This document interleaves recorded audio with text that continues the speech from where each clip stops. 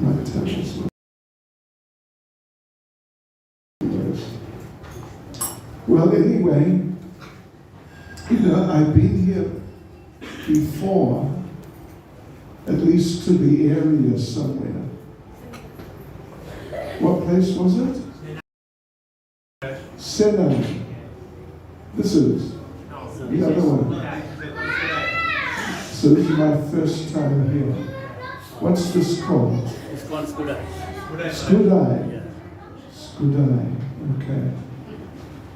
So Hare Krishna ISKCON Skudai. Nice to meet you all. Nice to meet you, Maharaj.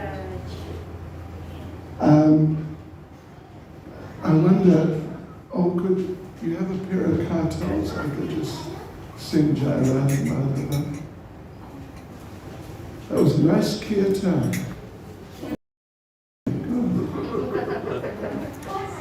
Really good. She was. Talented devotees in ISKCON Skudai.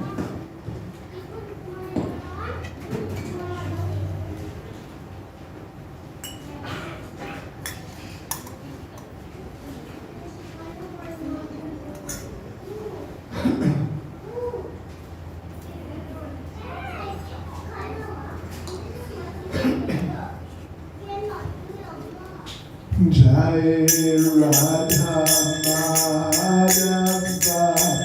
Kunja Bihari.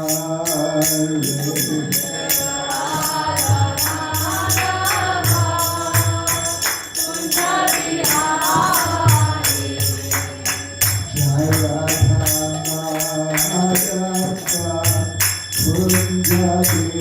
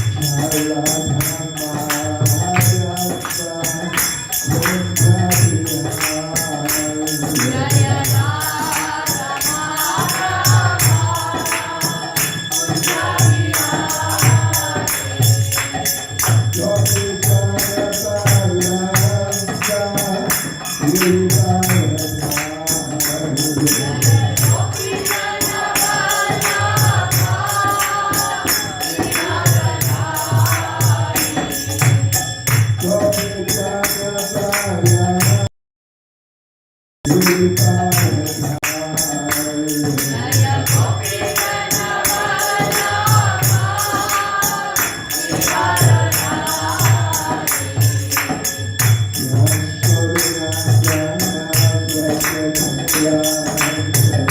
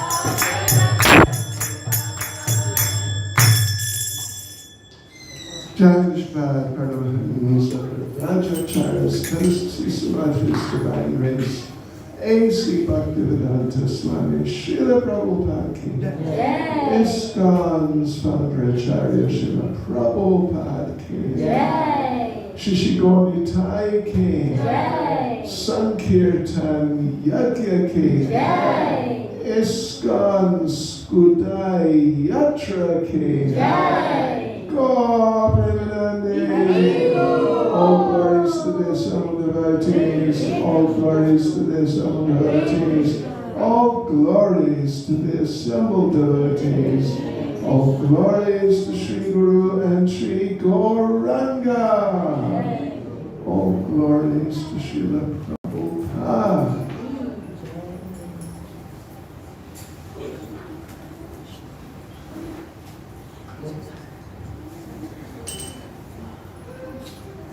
Om Namo Bhagavate Vasudevaya.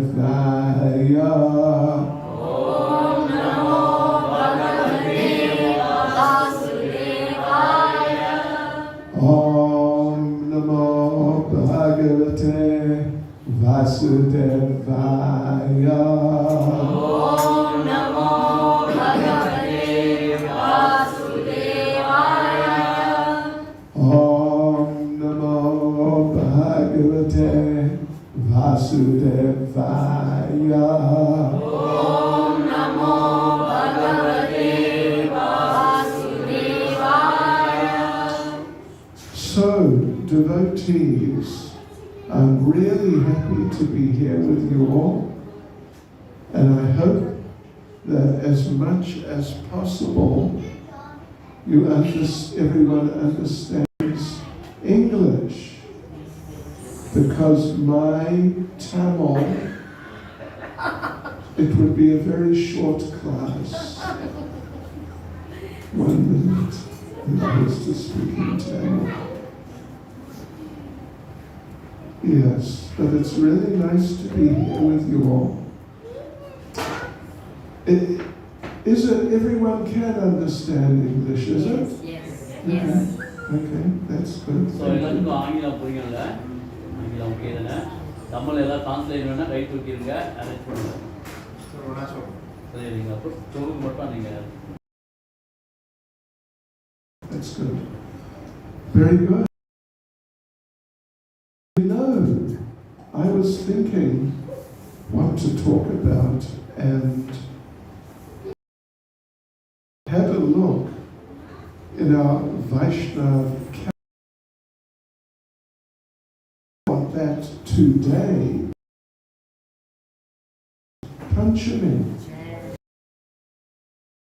and which is nice just in and of itself, but, well, you know, Prabhupada said that in Krishna consciousness, every day is a festival. And it's true. It's really true. Every day, every single day there is some special occasion, anniversary of appearance of this one or disappearance of another one, or some particular pastime, all these things. And today, devotees and friends and family, today is no exception. In fact, today, there are, let me see, 1, 2, 3, 4, 5, 6, 7. There are 7 special occasions today. One is that it's Vasant Panchami, the first day of spring. So that's already, there's a pastime, some special pastimes connected with that. Then today is the appearance day of Vishnu Priya, the second wife of Lord Chaitanya, and sort of like the main wife of Lord Chaitanya. Then today, if you are at school, are you at school? You've left school. You are at school. Not university yet. Okay. Today is Saraswati Puja for all the students. Are you at school also? I thought so. Not university yet. Okay. Then today is the disappearance day of Srila Vishwanath Chakravarti Thakur.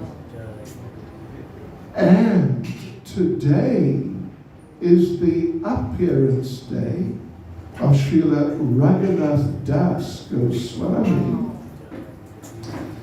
And today is the appearance day of Pundarik Vidyanidhi. I don't know if you've heard about him so much, but anyway, he's a very important person.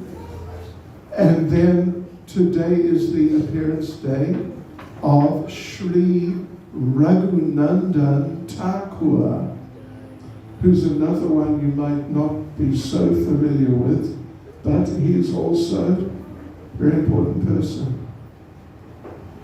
Associate of Lord Chaitanya. So, I could try to say, I mean, we haven't got all night, but some words about some of them, at least. Yeah. First of all, it's Vasant Panchami, so it's the first day of spring. The other day, what was it? It was Sunday, 10 days ago. Yeah, not last Sunday. Sunday before was Makara Sankranti. Makara Sankranti means the sun starts moving to the north.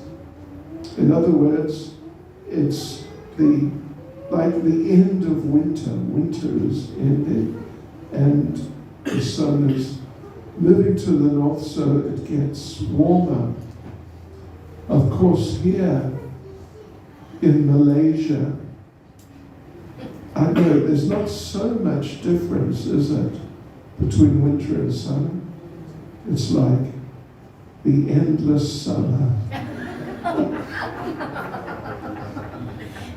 Which is a good problem to have, right? Yes, sort of.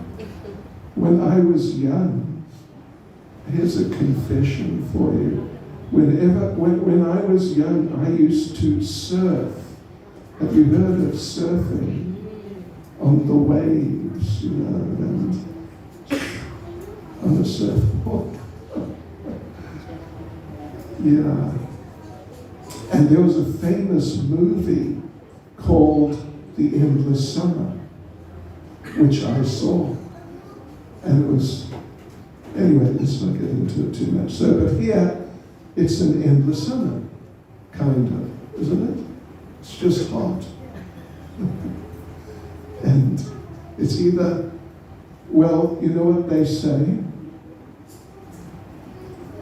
In Russia, you're not Russian, are you? Yeah, that's much. Are you Russian? Where are you from? I'm from Malaysia. Oh, I'm you are? Northern Indian from Malaysia, but currently in Melbourne. Oh, Melbourne, you're Australian. So I'm appreciating the Melbourne has erratic weather. It- So I'm appreciating the It weather. has seasons. Yeah. Yeah, but they say about Russia, about Siberia. In Siberia, because I used to go to Russia before it went out of fashion to go to Russia. Russia, anyway. Siberia, I used to go to Siberia, and in Siberia they say that in Siberia, 9 months of the year it's cold. The other 3 months, it's very cold.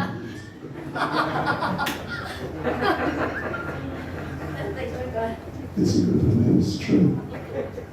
I can report to you all it's true. Anyway, today is the first day of spring. And in Vrindavan, I mean, what's it now? It's 5 o'clock. No, it's 5:30. There'll be a whole thing going on in Vrindavan right now. There's certain temples where the Sant Panchami is the festival for the year. There's one temple, I don't know how familiar you are with Vrindavan, but there's one temple, it's called the Shaji Temple. It's not far from Radharaman. Anyway, it's just off Lloyd Bazaar, actually. And on the Sant Panchami, there's one room. It's closed the whole year. But on the Sant Panchami, only they open it. And it's a room full. And it's a big room. It's like, maybe not quite as big as this, but something like this. And it is full of colored lights. It's amazing. Yeah. All these colored lights from Belgium. All up, down, around. And people just walk through and look at the lights. Only on the Sant Panchami. But on this day in Vrindavan, you see, the holy season begins on the Sant Panchami. It comes to a climax towards Gopurnima, which is still, some weeks away. Several weeks away. But it starts, holy season begins for Sant Panchami. And so on this day, there's a whole pastime described by Kavi Karnapur, one of our great acharyas. Kavi Karnapur, he was also an associate of Lord Chaitanya. It's a whole long story, I won't go through the whole thing. But basically, the gopis and Krishna and the cowherd boys, they have a battle with colored powders. Do you do holy in this here? People do holy? You don't do holy? Okay. Yeah. Anyway, they throw 2 things. They throw balls of colored powder and they squirt. Some of them, they have these big, like a hypodermic syringe that they use and the doctors use. They get these big ones and they fill them up with colored water and they just go and just completely cover each other. Yeah, so Krishna and the cowherd boys and Radharani and the gopis on the Vasant Panchami, they are just throwing all these colours over each other. And if you're familiar with the pastimes, you would have heard of Madhu Mangal. Madhu Mangal, Krishna's funny Brahmin friend. He is a character. He is sure like a super character. And among other things, he likes to, in a joking mood, friendly mood, but he likes to insult the gopis, the girls. Yes, he likes to insult them and say, I don't know what, things like, you're just girls. Blah. You know, like, who are you? Sort of thing. Like, you're not very important. So the gopis surround him and they take the powders and the squirters and they just totally inundate him with powder. They rub it in his face so he looks like, a bright purple person, like this screaming purple color. Yeah, and just all over and again and again and again, and they rub it in.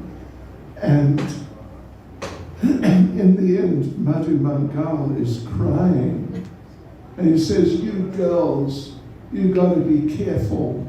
Otherwise, you're going to commit the sin of drowning a Brahmin. And then you'll be in big trouble. And they just laugh and squirt him more. So these things happen because it's the beginning of the holy season. And it's a big thing between Krishna and the cowherd boys and the gopis on Vasant Panchami. So that's a nice thing about Vasant Panchami. And also just after, like the next day or maybe 2-3 days after, there's a famous pastime of Srimati Radharani and the gopis with Devasa Muni. You heard of Devasa Muni? You heard of Devasa Muni? You heard of Devasa Muni? Okay. Devasa Muni. He is you could say, a Vedic sage. He's not exactly a devotee. He he worships everyone. He worships everyone. So he knows Krishna, but he worships Durga, he worships Kali Ma. I'm sure he worships Muruga. He probably does coveting, he does everything. He's into everything. Yeah. And he is a real character, Devasa Muni. I mean, Madhu Mangal is a real character. Devasa Muni is a very, you could say, hyper-sensitive person. If you look at him the wrong way, you'll say, why are you looking at it? Why are you looking at me? And you've got to be careful with Devasa Muni. If he becomes upset with you, he will curse you. I mean, yeah. We do a seminar on the demons in Krishna's Vrindavan Leela from the Bhagavatam. Those demons, Putana, Shakata Sura, Trinavarta, they're the first three. And who knows, let me test you. Let me see how Krishna conscious you are. Who was the last demon that Krishna killed just before he left Vrindavan? Go on, devotees. Who? Kamsa. Kamsa. Not exactly, because he's not in Vrindavan, but just before Krishna left.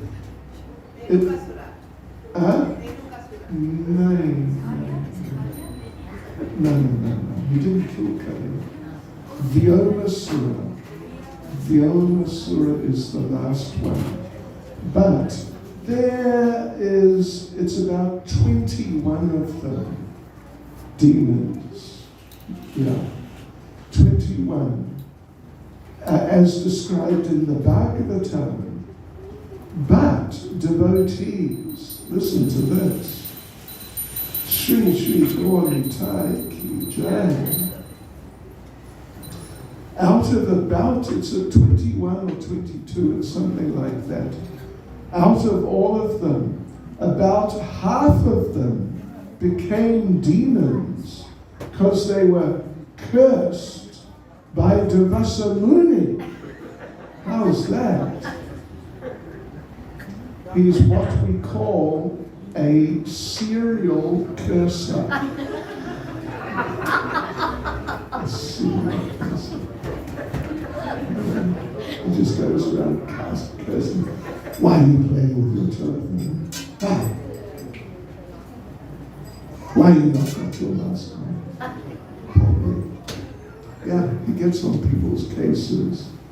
So anyway, Durvasa Muni, just a few days after the Vasant Panchami, he came to Vrindavan, or like the area, the region. At that time, Krishna was staying in Nandagram, and Radharani was staying in Yavat. How many of you been to Yavat? Why you never been to Yavat? Oh, no. Anyway, Yavat, that's Krishna. Krishna's living in Nandagram. Radharani was living in Yavat at that time. And Durvasa Muni one day, somehow or other, he was walking through the area. And it was, kind of warm, quite hot. And he's walking and walking and walking. And Radharani and the gopis, they were near, in between Yavat and Nandagram. It's about a 3 or 4 kilometer walk, maybe 4 kilometers, something. And in between is Tirkadamma, which is a very nice place, very beautiful place. In between Nandagram and Yavat, and Radharani and the gopis were there. And along comes Durvasa Muni, and by now it's the middle of the day, and it's quite warm. And so he's sort of huffing and puffing, and he didn't bring his prasadam for the road with him. Yeah, he didn't have any prasadam. So he was hungry, and he didn't have any water. So he was thirsty. Yes, he was struggling. And he saw Radharani and the gopis. And he said that, dear girls, I'm so hungry. Can you give me something to eat? And Radharani and the gopis said, sure, no problem. Let us just run home and get something and come back. We'll be back in 15, 20 minutes. It won't take long. And Durvasa Muni said, well, I want something now. And they knew, if we don't get something now, we're going to be cursed. It's going to be very heavy. So they didn't know what to do. So Radharani, Srimati Radharani said, I know. She picked up some dust from the ground. Some dust. Vrindavan dust. They call it Vrajaraj. She picked some up. She had a little bottle of Yamuna water. She poured some Yamuna water on it, so made like mud, kind of, yeah. And then she shaped a few of them into like little round biscuity type things, and just presented one to Devasamuni. Here, try this. And Devasamuni is watching, and he knows it is a mud cookie. It's just mud. It's just dirt and water. And he looks at it like, are you kidding me? Do you expect me to eat this? And the gopis see that he's really puzzled. And they said, no, try it. She's very good. She's very good, try it. So he was so hungry. He took one. And he took a little nibble, just like little nibble. And he found it tasted incredible, amazing. And then so he ate the whole thing. He's just astonished. So he finished the whole mud biscuit, and he said, can I have another one? So he had a whole lot of them, these mud biscuits. And he was so happy when he finished, like a mud biscuit feast, that he, on one hand, if he's upset with you, he'll curse you. On the other hand, if he's pleased with you, he'll bless you. So he blessed Radharani. He gave Radharani 2 blessings. That whatever you cook will taste like nectar. And whoever eats your cooking will never get sick. Is 2 blessings of Devasamuni on Srimati Radharani. And when Mother Yashoda heard about this, she arranged that Radharani would cook for Krishna every day, because whoever eats her cooking, whatever she cooks will taste like nectar. Whoever eats her cooking will never get sick. Of course, Radharani is not dependent on Devasamuni's blessing, actually. So whatever she cooks tastes like nectar anyway, even if it's just mud cookies, which are not even cooked. They're just little mud patties, but it tastes like nectar. Yeah. So I'm sure all you ladies here, you're all expert cooks. And we were at, what is it? Shishida Balabhadra. Did I get? Saswata Balabhadra. Saswata. Balabhadra Prabhu's place and his wife. He didn't even tell me his wife's name. So, but his wife, she made spring. What's her name? Shaki Champakalata. Saki Champakalata. Champakalata. Yes, well, the Champakalata has a nickname, Mishti Hasta. Mishti Hasta means Sweet, Mishti means sweet. Hasta, hands, sweet hands. Whatever she makes, it's like nectar. And I can inform you, devotees, that Mataji, Champak Matas, spring rolls and chili sauce is like nectar. That's true. I will get a certificate. So, right. Yeah, Radharani.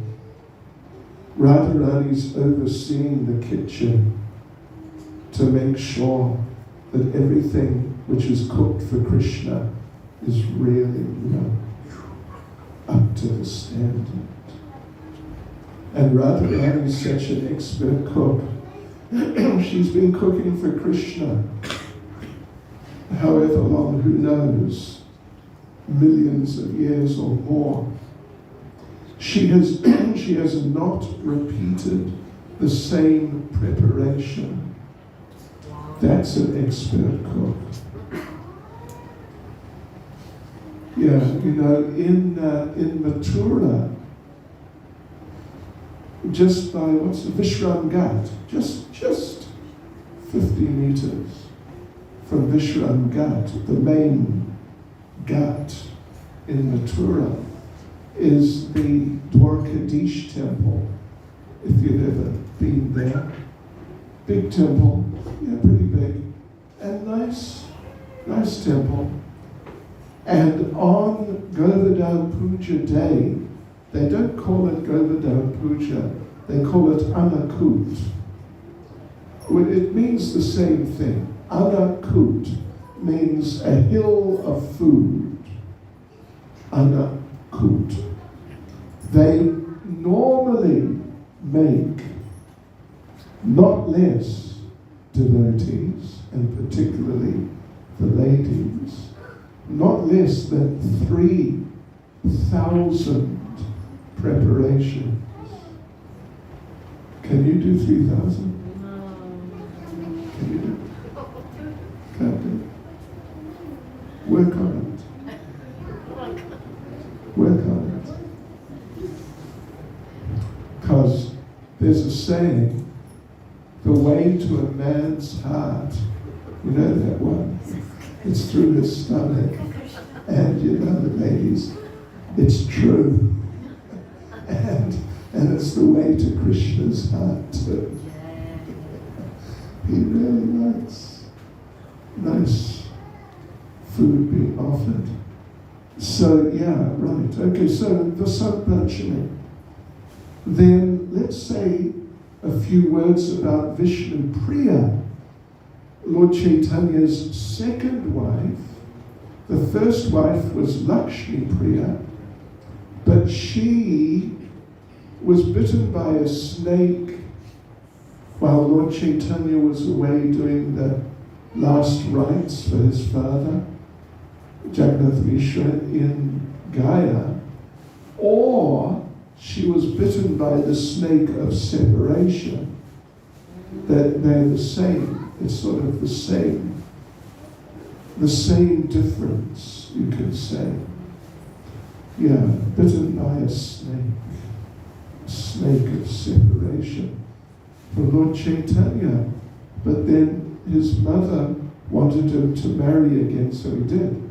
So he married Vishnu Priya, who is Sita, who is Rukmini, who is one of his eternal wives, and like one of his main, or the main wife, eternally married her. But then, what happened was that 4 days after Makara Sankranti was the previous Sunday. I forget, what date it was, but 4 days after that means like Thursday or Friday, a week ago today, Lord Chaitanya took sannyas. He left home the day after Makara Sankranti. And then the whole pastime of him taking sannyas, the whole thing takes a few days. And that's an interesting pastime. If you want to hear an interesting pastime, that is just one of the interesting pastimes of Lord Chaitanya. He went to Katwa, which is across from Mayapur, and up, not far, like 40 kilometers up, or something like that, not very far. So he walked, he ran the whole way, and then he took sannyas. So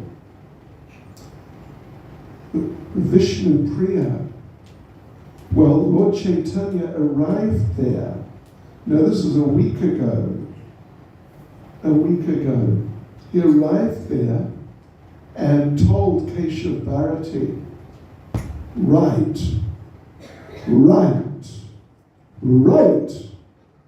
I want to take sannyas from you now. And Keshav Bharati, Lord Chaitanya is only 24. So he's really a young man. And Keshav Bharati tries to convince him not to. You're too young. And you're married. And your mother's still living. And, and you're so spiritually advanced. You don't need to take sannyas. So don't worry about it. Don't worry about it. Just go home and chant Hare Krishna and spread Krishna consciousness and be there with your wife and your mother. It's okay. But Lord Chaitanya insisted. So anyway, it's a long story. If we told the whole thing, it would take an hour and a half, at least, about an hour and a half. And the whole population of Katwa, it's a small city, so thousands of people gathered. And they looked at Lord Chaitanya. He's so beautiful, incredibly beautiful. Like some young men are handsome. Anyway, look at all these young men, aren't they handsome?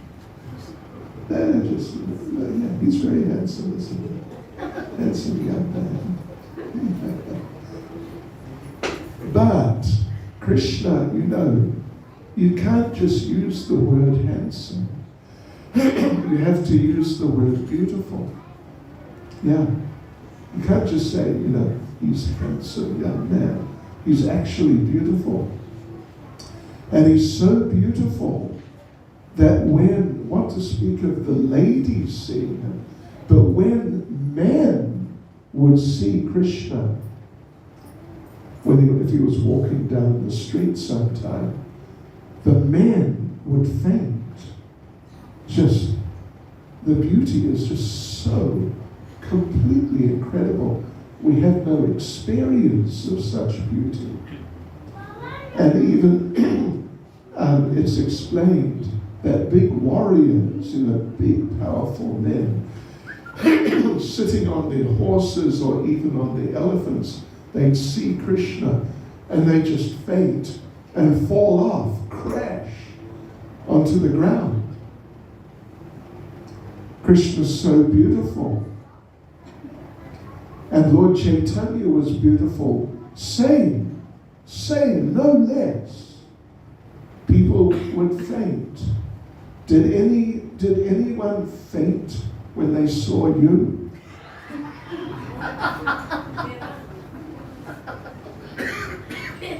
No. Not one. No. Oh gosh. Me neither. So maybe out of horror. To So the Lord Chaitanya was so beautiful. There all these thousands of people gathered, and they see he's going to take sannyas, and Keshav Bharati is going to give him sannyas. And they told Keshav Bharati, listen, you give him sannyas, we'll kill you. And there was the barber there, who's going to shave Lord Chaitanya's head. They said, listen, you cut his hair, we'll kill you. Anyway, it's a long story. Next time, next year. Yeah, that's a real story. But Vishnu Priya, you know what Vishnu Priya did? The wife. Now Lord Chaitanya's left, and she's just young. You know, I mean, she might be 20. She might even be a little younger. But he was 24.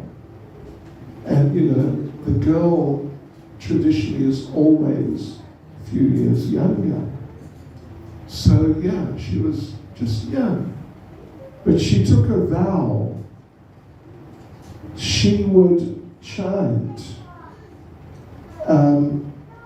on beads, or she had some device for counting what number of mantras, not exactly beads, but like a strip of cloth with knots in it.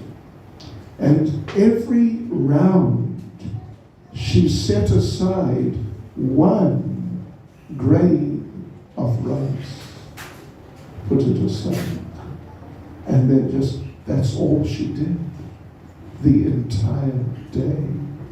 That's all she did. And at sunset, she would, however many grains of rice, however many rounds, that many grains of rice, she'd soak and offer and eat, and that was it. And she lived to be something like 90-something years of age. Yeah, Vishnu Priya. That's how she lived. That's determined. That's determined. So she's a very special person.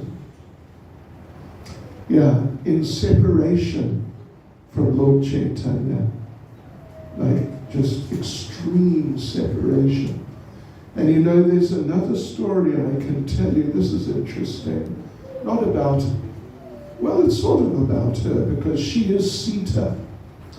But when Lord Ram was put into exile, you know all about that. And Sita came and Lakshman came.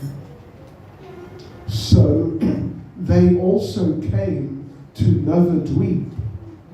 They also came to Navadvip. And they went around the whole Mayapur area and Godrum Dweep and Janu Dweep and Modadrum Dweep and all the islands, 9 of them. And they were on Modadrum Dweep. Modadrum means tree. There was a big tree, like big banyan tree there. And they stayed under that tree for some time, Sitaram and Lakshman. And one day, Sita saw that Lord Ram was sitting like in meditation, cross-legged, in meditation, eyes closed, but big smile on his face, big smile. And she was thinking, wow, what's he meditating on? So when he came out of the meditation, she spoke to him and she asked him, what were you meditating on? You seemed so happy, so blissful. And Lord Ram said, yes, it was wonderful. There were 2 things.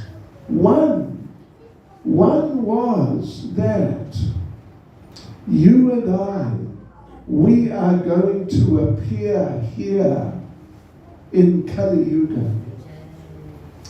as Lord Chaitanya and Vishnu Priya. We are going to appear here, and we're going to give everyone love for us. Oh, it's going to be so great. And Sita was happy. Wow, we'll be together again. We'll give everyone love for us. That is wonderful. And what's the second thing? Because Lord Ram said there were two things. And Lord Ram said, yes, it's really nice. When we appear like that in Kali Yuga, I am going to give you special, super duper mercy. Super special mercy. And Sita said, really? Wow, what special mercy are you going to give me? And Lord Ram said, well, I don't know if you heard, but love for me in separation is the highest experience. So when we appear in Kali Yuga, I am going to leave you and take sannyas, and you'll then experience love for me in separation. And Sita said, no, you can't do that. That's not nice. And Lord Ram said, but it's the highest experience. And he said, I wanted to do it now when I got exiled. And I told you, I'm going, you're staying. But you insisted on coming. But I wanted you to stay to experience love for me in separation. But you insisted on coming. And I couldn't have gone with you and as a sannyasi. I could not have introduced us that we are Mr. and Mrs. Swami. No. So, but don't worry, you'll get the nectar in Kali Yuga. So anyway, that's Vishnu Priya. It's her appearance day. And it's Raghunath Das Goswami's appearance day. He's a really special person. Let me tell you a couple of pastimes of Raghunath Das Goswami.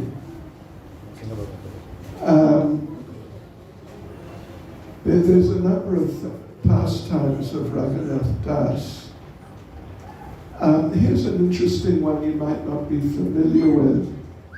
Raghunath Das, he was living at Radhakund. He lived at Radhakund for 49 years, and he developed Radhakund. It was just like a pool of water in the middle of a rice field, and Shamakund also.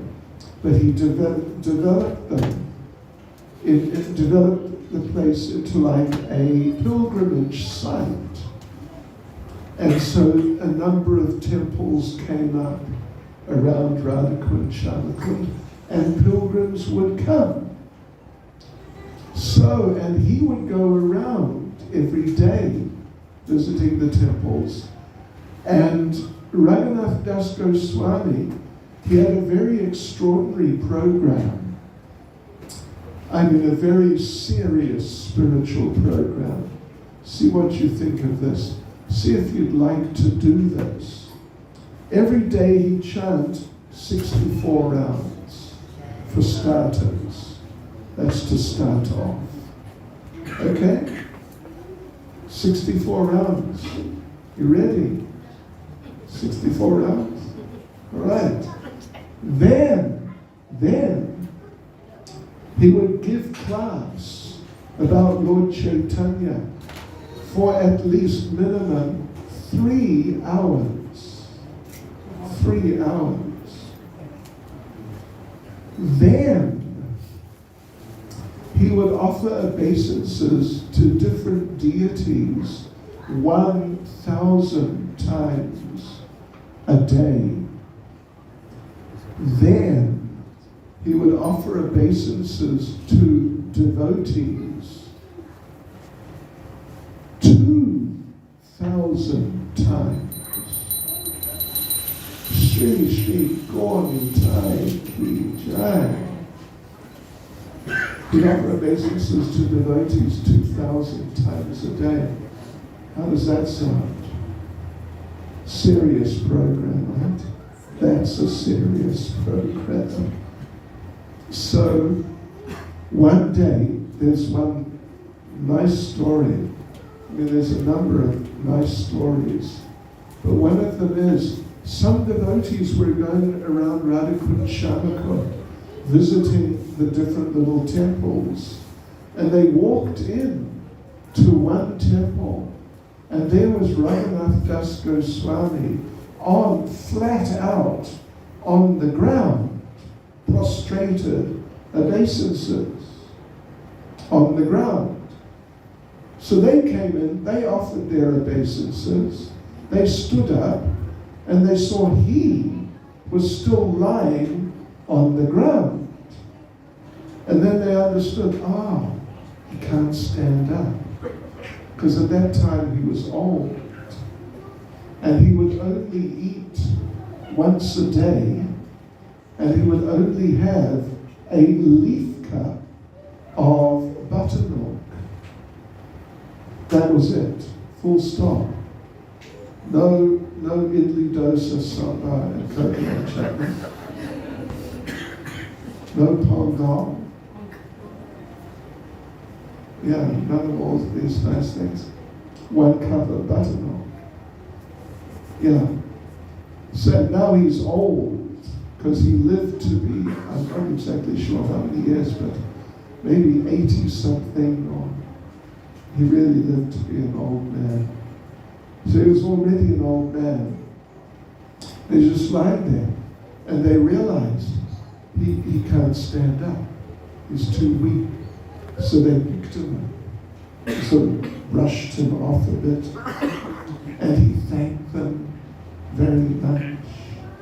And they said, you are such a great devotee, and now you're old and you're kind of like semi-invalid, and so you don't need to offer dandavats every time. Just stand there like this in front of the deity. Krishna will understand. Krishna will understand. You don't need to, over-endeavor. And Raghunath Das said, that's good advice. Thank you very much. That's really kind of you to give me good advice. The next day, devotees, they came around, same time, visiting the temples, and they came to the same temple. There was Raghunath Das Goswami, flat out on the floor. And they offered their obeisances and stood up, and they saw he's still lying there. And they thought, okay, that's what he wants to do. Hare Krishna. So they left him. Yeah. And Raghunath Das, Rupa Goswami, Srila Rupa Goswami would get him to edit his books sometimes, to check them, spelling mistakes and, grammar and all that sort of thing. So one day, Srila Rupa Goswami brought the book. I don't know if you're familiar with the book, Lalita Madhava. It's a drama of Krishna leaving Vrindavan and all the gopis dying, throwing themselves off Govardhan Hill, just walking into the Yamuna and just drowning, and that's at the beginning. It's really dramatic. It's super dramatic. So Rupa Goswami finished the book and he brought it to Radhakund, because he was living in what is now Vrindavan town, a good distance away. So, and he gave it to Raghunath Das and said, please check it. Please check it and see that it's okay. And so Raghunath Das, he started reading this book. And then it comes to the point, Krishna leaves Vrindavan. And now, like Lalita and Vishaka, Lalita, I think, threw herself off Govardhan Hill. And others went into the Yamuna and just didn't come out. And Raghunath Das is reading this, and it just became too much. And his ecstasy in separation became so much that, the symptoms that Lord Chaitanya would sometimes get of the joints separating, like joints dislocating, arms becoming longer or shorter. Things like this started happening with Raghunath Das Goswami. And the other devotees saw this and they understood. In a couple of days, he'll be dead. His body will just give up. A human body cannot deal with such extremes.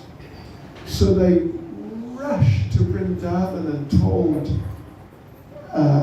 first of all, they tried to take the book back from him, but he wouldn't give it back, because he said, my Guru, Rupa Goswami, he has ordered me to check this book. I am checking it. So they raced back to Vrindavan town and told Rupa Goswami, he's going to leave his body in a couple of days, you've got to do something. So Rupa Goswami wrote another book, another play. It's a short play, Dam Kali Kaumudi. I don't know if you're familiar, any of you, with his literatures. They're just very amazing. But this one now, Dam Kali Kaumudi, it's a very happy one. Radha and Krishna are meeting, and Dam Kali, it's tax collecting pastimes. Yeah, so a lot of fun, a lot of laughter, a lot of joking, and that sort of thing. So Rupa Goswami quickly wrote that, and then he personally raced out to Radhakund and told Raghunath Das, I got to take that book back from you, Lalita Madhava. But here, you take this new book and edit this one. And so Raghunath Das agreed. And Rupa Goswami took back Lalita Madhava. And Raghunath Das survived. Yes. Raghunath Das Goswami, I tell you what, an amazing character. And here's an interesting one. Listen to this. Raghunath Das Goswami, of course, is a Manjari in Krishna Lila, like Rupa Goswami is Rupa Manjari. Sanatana Goswami is Rati Manjari. So Raghunath Das, I forget which Manjari he is, but he's one of those main Manjaris.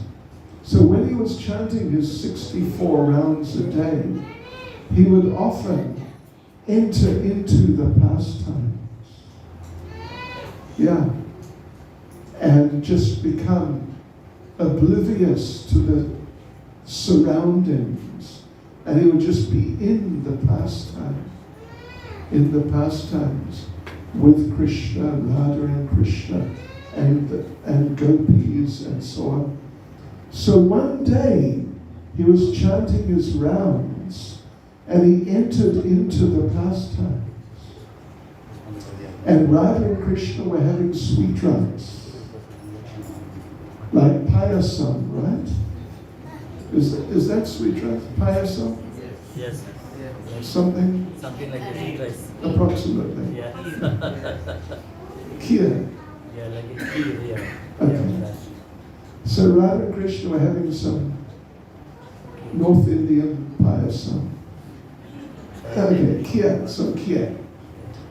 And there's a whole pot of it. They had enough, so they gave it to the manjaris. Here, look, you take it. So all the manjaris, there's all this sweet rice, and it's Radha Krishna Mahaprasadam. They just had so much. And Raghunath Das, in his manjari form, he just had so much, and then more, and then even more. And after that, he had more. He had so much in the pastimes.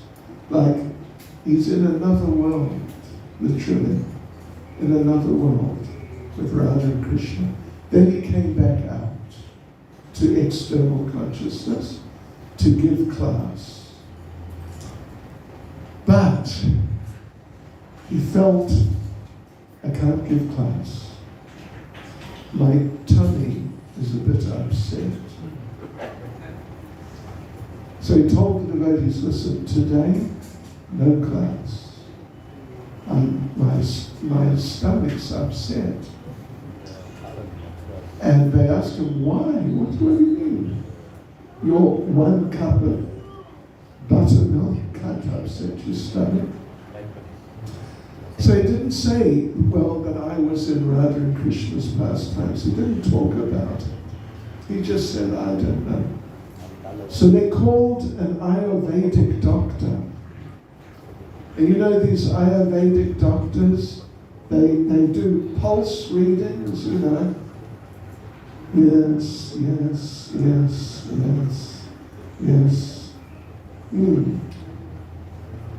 The modern ones are not qualified. And they take a reading and they say, are you coughing? Yes, I'm coughing. Ah, yes, I can tell you've got a cold. And take a reading. But this man, he took a reading and said, you won't believe this. Raghunath Das Goswami has got an upset stomach from eating too much sweet rice. And the devotees said, what?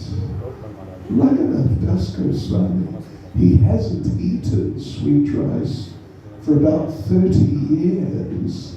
So, come on. Do it again. So, okay, right.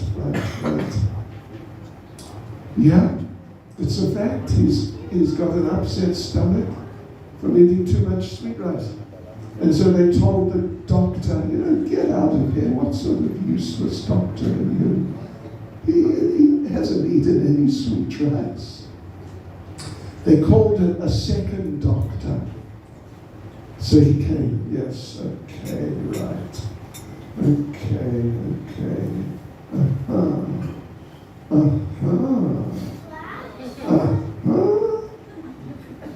He said, you won't believe this. He has got indigestion from eating too much sweet rice. And the devotees they didn't know what to say. And Raghunath Das, he just smiled and just left it at that. So devotees, I'm abbreviating things because we don't want to be here till midnight.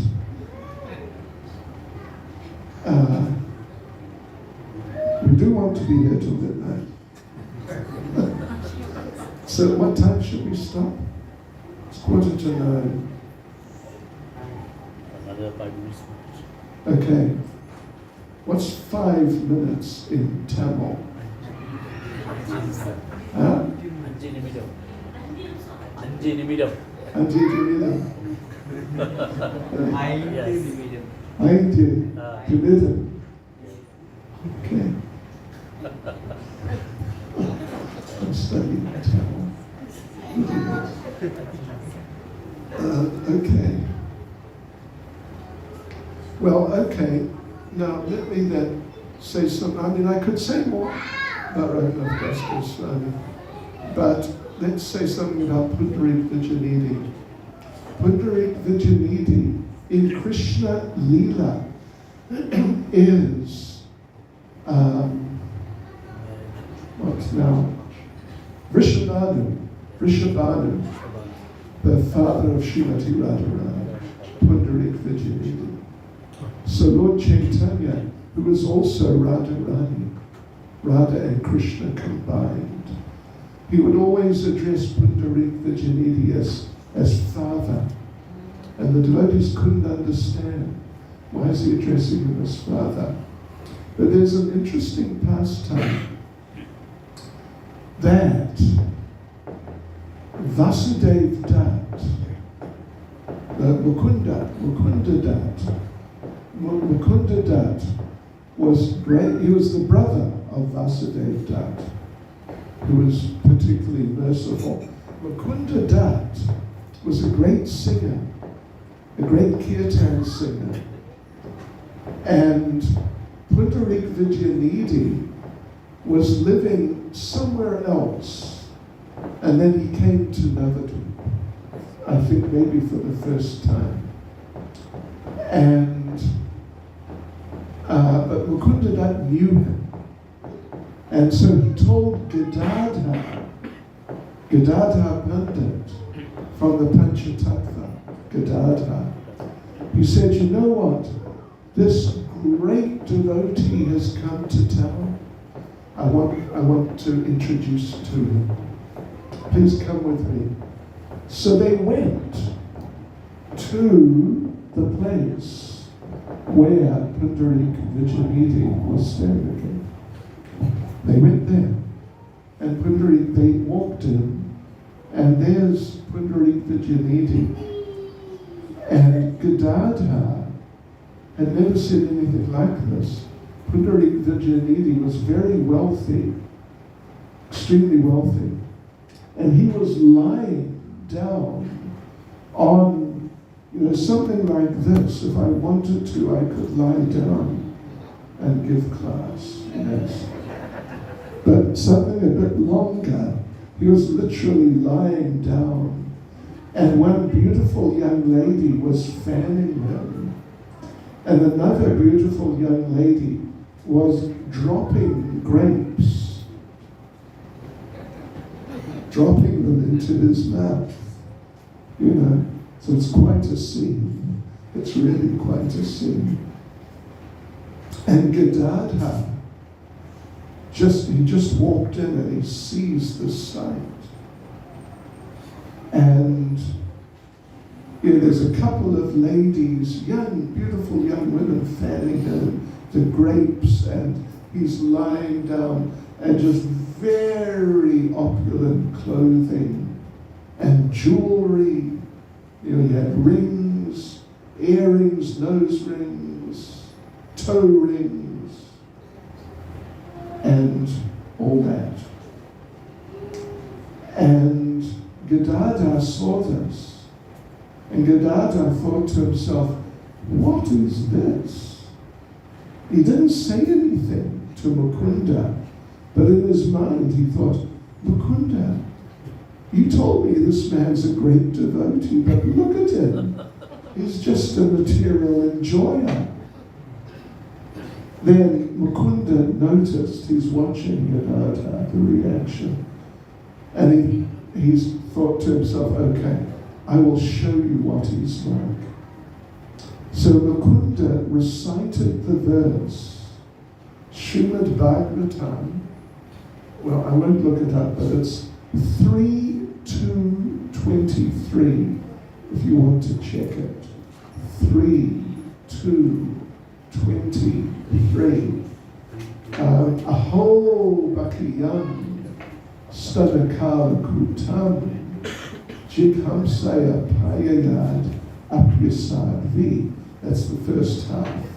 The first two lines, I forget the rest of it. You got it there? Yeah.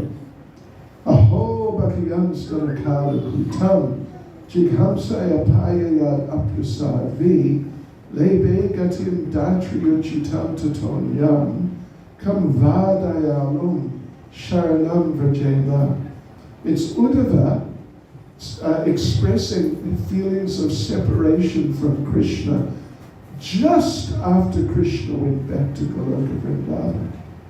So he says, alas, Uddhava, alas, how shall I take shelter of one more merciful than he, than Krishna, who granted the position of mother to a she-demon, Putana, although she was unfaithful, and she prepared deadly poison to be sucked from her breast. So he's lamenting, how will I find someone, now Krishna's gone, how will I find someone I can take shelter of? Lamenting. So when Mukunda recited that verse, there's Pundarik Vijayanidhi just sort of relaxing, enjoying life, apparently. Suddenly he heard it and he just went like completely transfixed. Then suddenly he fell off the couch and started just rolling around and knocking people over. And he knocked the camera over. And he sent everything flying. And he's just screaming, Aho Bakiyam! Aho Bakiyam! Alas, how will I find someone merciful like Krishna? And this went on, devotees and friends and family members, for 3 hours. And when Gadadhar saw this, he realized, I made a wrong evaluation of him. He really is a really great devotee. So you know what Gadadhar did? He decided right there and then to be initiated by Pundarik Vijayanidhi. He had not been initiated. And so he was initiated eventually with Lord Chaitanya's blessings. He became the only disciple of Pundarik Vijayanidhi. Yeah. So that's just a little something about Pundarik Vijayanidhi. And I guess that's about it. I mean,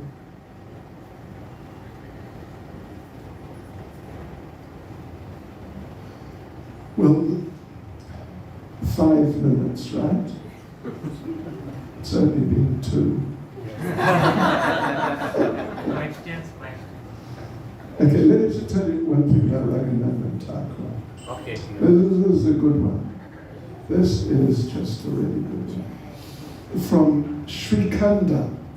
Srikhanda is north, it's near Katwa, on the other side of the Ganges from Mayapur, and up the river 50 kilometers or something.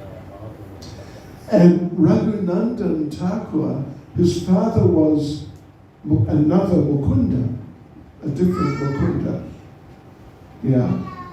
Anyway, I forget which Mukunda, but a Mukunda. And Mukunda was trying to train Raghunandan, because Raghunandan was a young boy at that time. What's your age? 10? Well, Raghunandan was about 8, so he was younger. But he was a nice devotee. He really wanted to learn how to be a devotee. So Raghunandan was, Mukunda was teaching him, his father, teaching him how to worship the family deity who was Gopinath, little deity of Gopinath. So one day, he told him, okay, I've got to go out. Mukunda said, father said, I've got to go out. You do the offering. You do the offering. And he explained, you do this mantra, that mantra. What's the procedure? After a while you come out, you let the deity eat, and you come back, you take the plate away. The procedure. So, okay, off he went. Now Raghunandan is going to do it. So he did it. And Mukunda came back later and said, okay, did you do it? And Mukunda came back, the father, and said, did you do it? And Raghunandan, the son, said, yeah, I did it. And Mukunda said, well, how was it?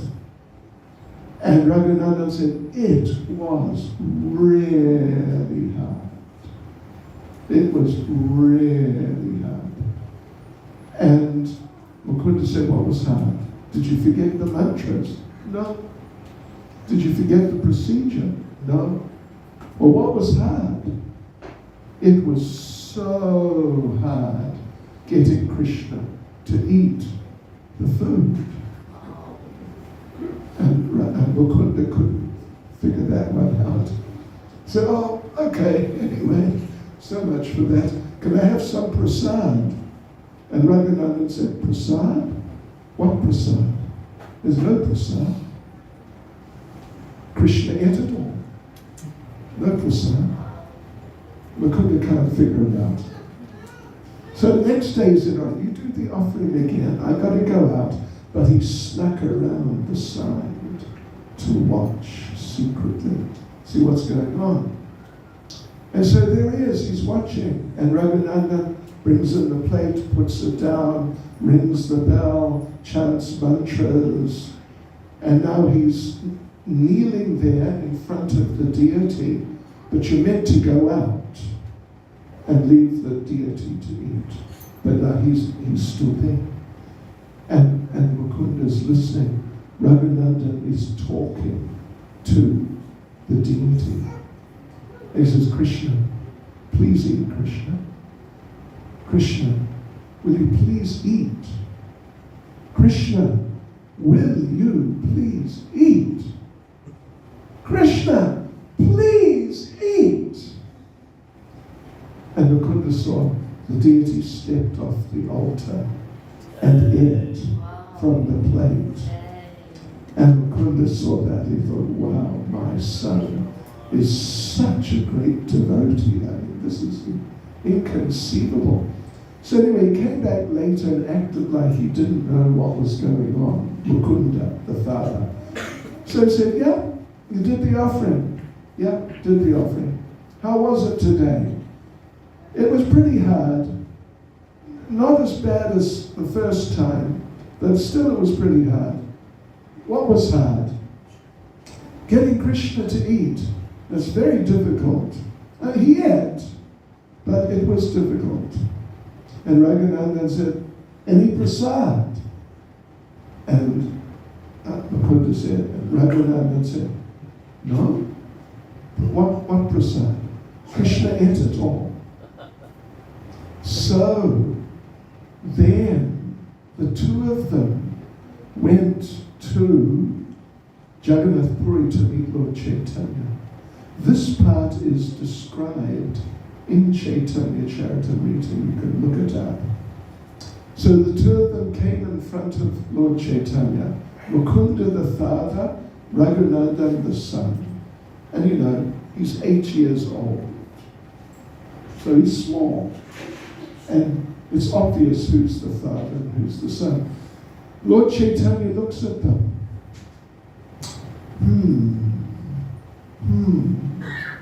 Lord Chaitanya said, listen, tell me, which one of you is the father and which one of you is the son? And Mukunda's thinking, and he understood. And he said, actually, I think Mukunda is the father. I think Raghunandan is the father, and I think I'm the son. And Lord Chaitanya said, you're right, because he who awakens your Krishna consciousness is your father spiritually. And that's what Raghunandan had done. And that's in Chaitanya Charitamrita. So there you go, devotees. And the night is young. It's only 9 o'clock. Ah. You don't have to go to work tomorrow. You don't have to go to school. Just tell them that. Bhakti Chaitanya Swami said you could take the day off. Okay, anyway, now just a sec. Just a mo. This is Gaura Chandra Prabhu. You see,